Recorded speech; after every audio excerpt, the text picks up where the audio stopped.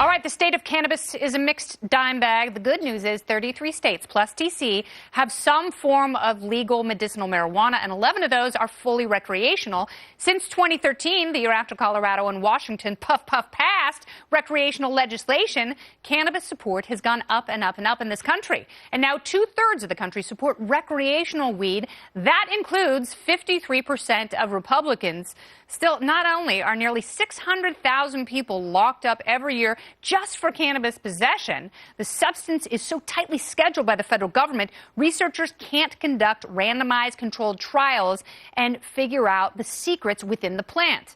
Marijuana is a Schedule I drug categorized with heroin and ecstasy, whose contents are described as having, quote, no accepted medical use and a high potential for abuse. 2/3 of the country knows that is utter bullcrap.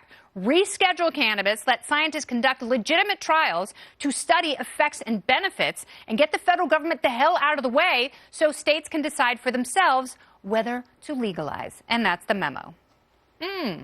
Joining me tonight, it's a very special pro-marijuana panel with different perspectives on this budding issue, if you will, and I know you will. We've got Associate Professor of Medicine and Medicinal Director of the New Center at Thomas Jefferson University, Dr. Brooke Worcester is here. And we've got Forefront Ventures President and Forbes.com cannabis columnist, Kris Krane, and former Baltimore Ravens offensive tackle, Green Thumb Industries partner, and cannabis advocate, Eugene Monroe. Welcome, everyone. Hey. Great to have you all, and your expertise concentrated in one place. Brooke, I want to start with you because I know Ole Miss has really been the only place that has been allowed to do the kind of studies that are very necessary. The DEA says that they're taking new applications. Is it true that they have not greenlit or even denied any of the dozens of applications that have come in from legitimate institutions? So while there's been the potential move to take new applications and kind of increase grow production and sort of dispensing outside of Ole Miss, nothing's happened realistically on the ground. They're still the ones controlling the production, and they're making strains that are much more limited than what we see in the other medicinal and recreational markets in terms of percentages of THC or CBD. So if you go into a dispensary, whatever they've got, it hasn't been scientifically tested the way it should be. No. It doesn't mean it's bad for you. It means they don't know what they should know. And there are so many people out there who are curious to consume and either have a good time or treat a variety of conditions, and they just can't do that. And right now, the NFL, of all places, studying marijuana as a potential pain management tool for players. Just yesterday, retired wide receiver Percy Harvin said he smoked weed before every single game. And he played for 8 years to he dealt with his anxiety disorder using cannabis. Earlier this summer, one of the greatest receivers of all time, Calvin Johnson, said he smoked weed after nearly every game to deal with the physical pain of playing. Should the league embrace pot? And why has it taken so long? So what's so tragic is you've got these older retired players who say they are still taking opioids. And there is a phenomenal percentage of players who are given opioids still by coaches and trainers, yet they can't medicate themselves with THC. What does that say to you about the league? It's really been a stagnant situation, one that we see really the globe moving forward with allowing cannabis usage for all the medical reasons that apply directly to athletes, the pain, the inflammation, the anxiety, the stress. But they're left with a decision to make. Do they skirt the policy, put their career at risk?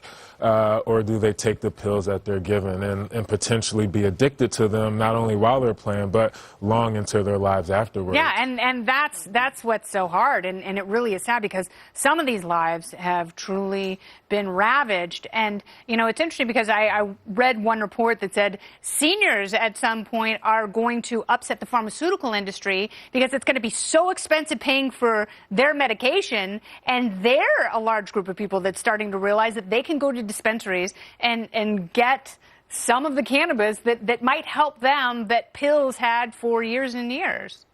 Yep, that's absolutely right. In fact, we're seeing the senior demographic is one of the largest growing demographics that we see in the legal cannabis industry. And it's because they now have a safe and reliable place to access their medicine and the products that they choose to use. I mean, cannabis is demonstrably safer than alcohol.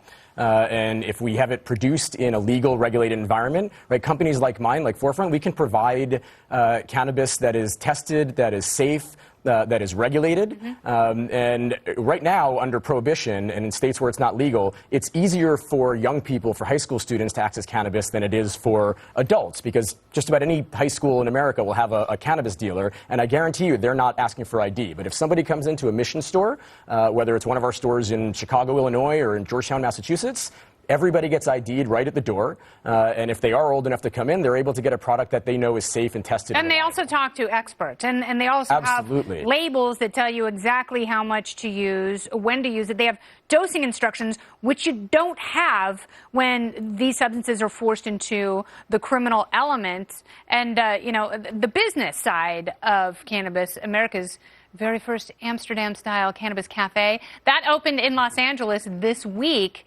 Is this a sign of things to come? So how do you feel about patients coming to you?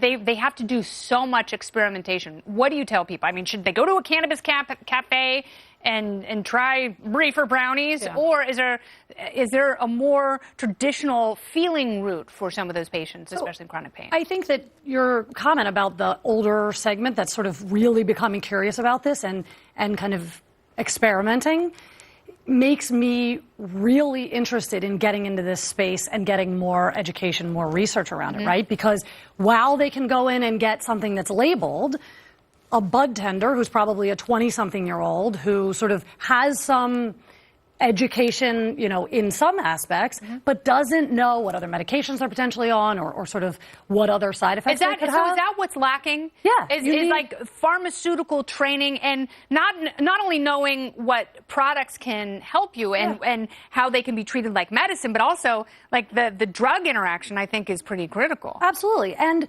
speaking to sort of the breadth of the THC composition in different products, when I have patients that are 90 years old, coming to me saying, I want to try this. And I think what's really missing is some good medical guidance for it, right? And so we did a piece at MedMen here in California, which, probably is a competitor, and I'm sorry. But it was great because they had people in white coats, and we couldn't get any because no one on our staff has a medical marijuana license in the state of New York, and it's really hard. But we went to one in Venice, California, and it was the same thing. So what does Green Thumb do? Essentially how Forefront operates, where Green Thumb cultivates cannabis, processes it into a variety of products that patients are able to use in a number of form factors, whether it's transdermal patches or creams or the base flower that most people are familiar with, and then also a network of dispensaries where a trained staff will teach a patient based on what their medical condition is the products that will best fit them, because we don't have that research piece yet. We don't have a way to tell patients exactly what it is that they need to take or how much. But we can work with them to develop, sort of a journal, even in some cases where, they tried this strain that, we know that it pairs well with this ailment. How did it work for you? Do you need more or less of it? So it's a guessing game until we have that research component. Yes, there has to be the research. There has to be the rescheduling. What is the financial upside for this industry?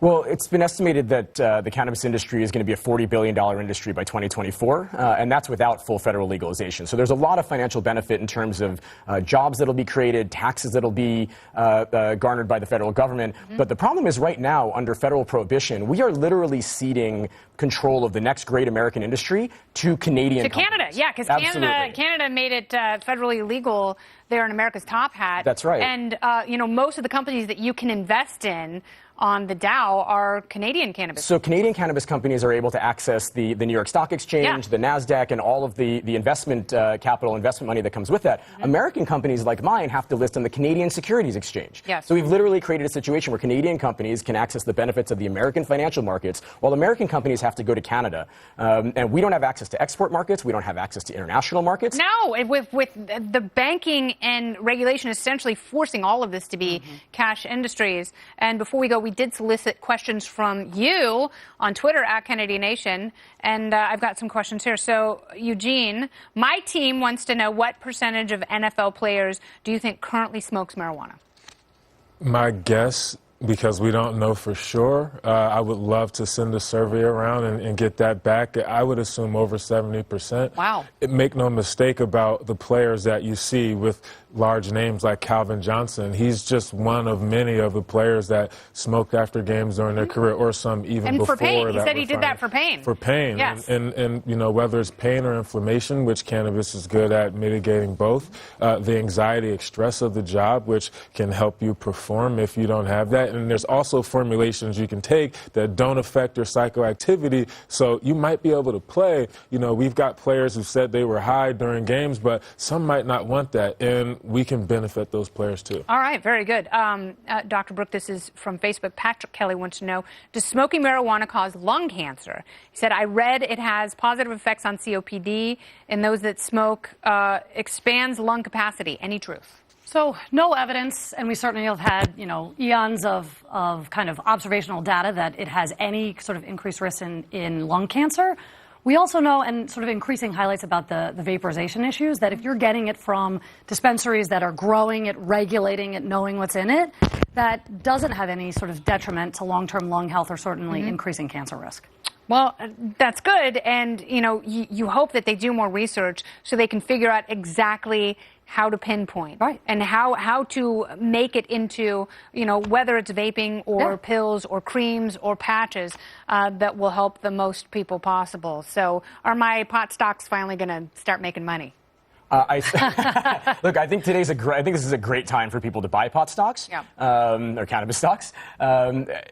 We are going to see more and more states continue to legalize. We're going to see things like the Safe Banking Act eventually pass Congress and eventually Pass the House. It's already passed the House, Yes. and I'm hopeful it'll pass the Senate. And eventually, we're going to see the United States move away from prohibition altogether. That can only be good for somebody's cannabis stock portfolio. All right. Well, Brooke and Kris and Eugene, it's great to talk to all of you. Thank you so much. Thank you. Great work. This was a fantastic panel. We must assemble you again. Onward into the future.